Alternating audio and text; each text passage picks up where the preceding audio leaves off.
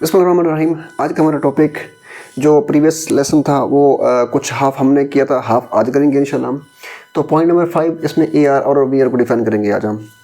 Basically AR क्या होता है? AR ऑगमेंटेड रियलिटी और VR वर्चुअल रियलिटी। अच्छा, पहले इसके कंसेप्ट समझ लें कि ये क्या है बेसिकली चीज़।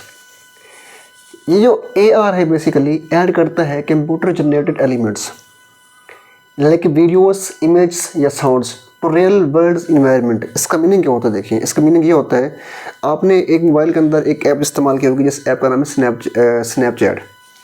स्नैपचैट पे बेसिकली होता क्या है? उसमें ये होता है कि हम कोई वीडियोस बनाते हैं या कोई अपने हम इमेज पिक्स बनाते हैं, तो उस पिक्स के ऊपर ना, अपनी पिक्स के ऊपर या कोई ऐसी वीडियो जो हम किसी चीज़ के बना लें, उसके ऊपर मल्टीपल फिल्टर्स को ऐड करते हैं। ठीक है, वो मल्टीपल फिल्टर्स के अंदर क्या होते हैं?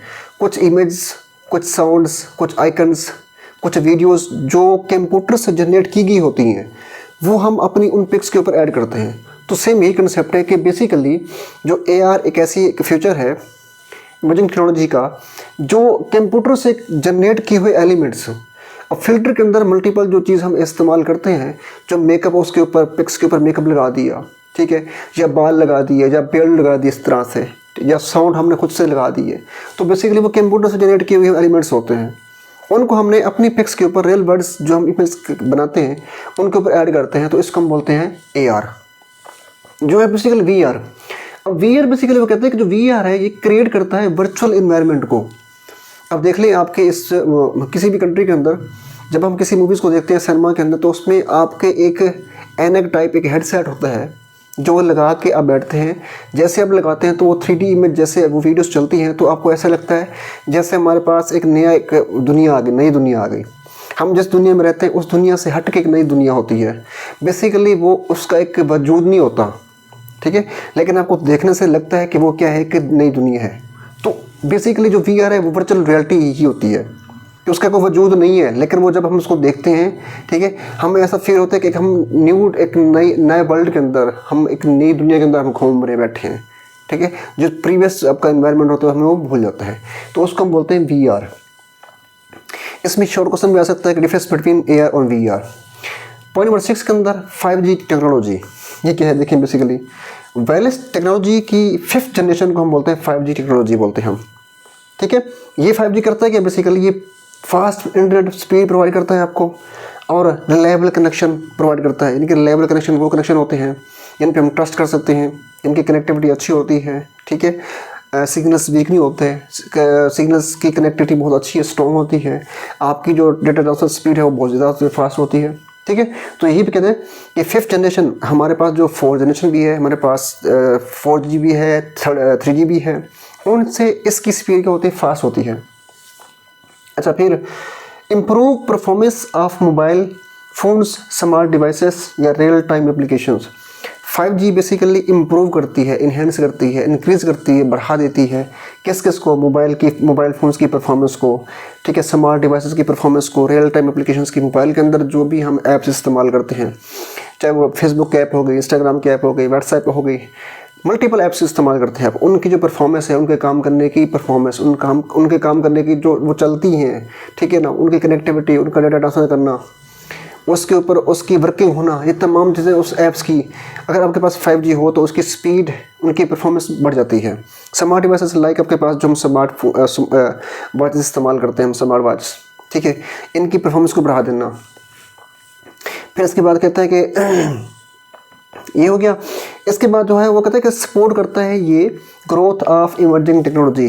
उसमें क्या आता है? VR और AR, यानी कि जो इमर्जिंग टेक्नोलॉजी के अंदर जो हमारे पास फीचर्स हैं मल्टीपल्स, जैसे कि AR हो गया, VR हो गया, इनकी ग्रोथ को इंक्रीज़ करता है 5G। अब देखें ना, मैंने कहा था स्नैपचैट, ठीक है, स्नैपचैट जब भी इस्तेमाल करते हैं हम, तो हमें नेटवर्क की कनेक्टिविटी लाजमी है, चाहिए होती है। इंटरनेट होगा तो स्नैपचैट को हम इस्तेमाल इस तरह से फ़िल्टर में सप्लाई कर सकते हैं। तो अगर आपके पास 5G होगा तो 5G उनको इम्प्रूव करता है, उनमें सपोर्ट करता है उसके अंदर। ठीक हो गया। अब इसके बाद जो आपके पास अगला है वो है quantum computing. Point 7, quantum computer क्या होता है? बेसिकली देखिए, हम जो रियल टाइम जो हम कंप्यूटर इस्तेमाल करते हैं, लैपटॉप इस्तेमाल करते हैं, इनको हम बोलते हैं ट्रेडिशनल कंप्यूटर। ठीक है। एक होता है क्वांटम कंप्यूटिंग। अब क्वांटम कंप्यूटिंग क्या होता है बेसिकली, एडवांस कंप्यूटिंग की एक टाइप है क्वांटम कंप्यूटिंग, यानी कि जो हम इस्तेमाल करते हैं वो एडवांस नहीं है, लेकिन इनसे एडवांस जो कंप्यूटर होते हैं उनको हम बोलते हैं क्वांटम कंप्यूटिंग बोलते हैं हम, ठीक है। वो यूज़ करते हैं क्यूबिट्स को। जो आपका ट्रेडिशनल कंप्यूटर है बेसिकली वो इस्तेमाल करता है बिट्स को। वो बिट्स कौन कौन सी होती हैं, वो बिट्स होती हैं 0 या 1, यानी कि जो ट्रेडिशनल कंप्यूटर है आपका जो हम इस्तेमाल करते हैं वो एक टाइम में या तो 0 इस्तेमाल करेगा, या तो 1 इस्तेमाल करेगा, या तो 0 इस्तेमाल करेगा। लेकिन जो क्वांटम कंप्यूटर है बेसिकली ये 0 1 को इकट्ठे इस्तेमाल करते हैं, या 0 को इस्तेमाल करते हैं, या 1 को इस्तेमाल करते हैं। सुनिएगा, ट्रेडिशनल कंप्यूटर सिर्फ और सिर्फ 0 को एक बार इस्तेमाल करेंगे, एक टाइम में 0 को इस्तेमाल करेंगे या 1 को इस्तेमाल करेंगे। जो क्वांटम कंप्यूटर है बेसिकली वो 0 को एक टाइम में 0 को इस्तेमाल कर सकते हैं, या एक टाइम के अंदर 1 को इस्तेमाल कर सकते हैं, या एक टाइम के अंदर इन दोनों को इस्तेमाल कर सकते हैं। जो ट्रेडिशनल कंप्यूटर है आपके वो 0 और 1 को इकट्ठे इस्तेमाल नहीं कर सकते, क्वांटम कंप्यूटर इसको इस्तेमाल कर सकते हैं। इसलिए इसकी स्पीड ट्रेडिशनल कंप्यूटर से बहुत फास्ट होती है, मिलियंस बिलियंस मैं कहता हूँ इसकी स्पीड में फास्ट, ये आपको बता सकता है, ठीक है। अब क्वांटम कंप्यूटर का काम ये है कि उसने सॉल्व करता है, या सॉल्व करने के लिए हम इस्तेमाल करते हैं जो कम्प्लेक्स प्रॉब्लम्स होते हैं, यानी कि वो प्रॉब्लम्स जो आपके ट्रेडिशनल कंप्यूटर सॉल्व नहीं कर सकते हैं, आम कंप्यूटर से सॉल्व नहीं कर सकते, उनको सॉल्व करने के लिए हम क्वांटम कंप्यूटर का इस्तेमाल करते हैं। लास्ट आज का जो है आपको टॉपिक है वो है बैड टेक्नोलॉजी, ठीक है। अब कहते हैं कि बैड टेक्नोलॉजी बेसिकली है क्या। बैड टेक्नोलॉजी बेसिकली ये इस्तेमाल करती है लिविंग्स ऑर्गेनिजम्स को, जिंदा जानदारों को। वो जिंदा जानदार कौन कौन हो सकते हैं, for example plants, bacteria, fungi, cells, इन्हीं को इस्तेमाल करके किसी नए प्रोडक्ट को बनाना, ठीक है, या किसी प्रैक्टिकल प्रॉब्लम को सॉल्व करना। यानी कि हमने बैड टेक्नोलॉजी को के अंदर जिंदा जानदारों को इस्तेमाल करके हम किसी नए प्रोडक्ट को बनाते हैं, या हमारे पास जो प्रैक्टिकल प्रॉब्लम्स आते हैं, जो रियल लाइफ के अंदर प्रॉब्लम्स आ जाती हैं, ठीक है, उनको हमने किस तरह सॉल्व करना है, बेसिकली उनको हमने बैड टेक्नोलॉजी के अंदर इस्तेमाल करना है, उनको इस्तेमाल करके सॉल्व करना है। अच्छा, ये कंबाइन करता है बायोलॉजी को टेक्नोलॉजी के साथ। जब हम कंबाइन करेंगे इस कम्बिनेशन के बाद ये इम्प्रूव करता है हमारी हेल्थ को, हमारे एग्रीकल्चर सिस्टम को, हमारे इन्वायरमेंट को, ठीक हो गया।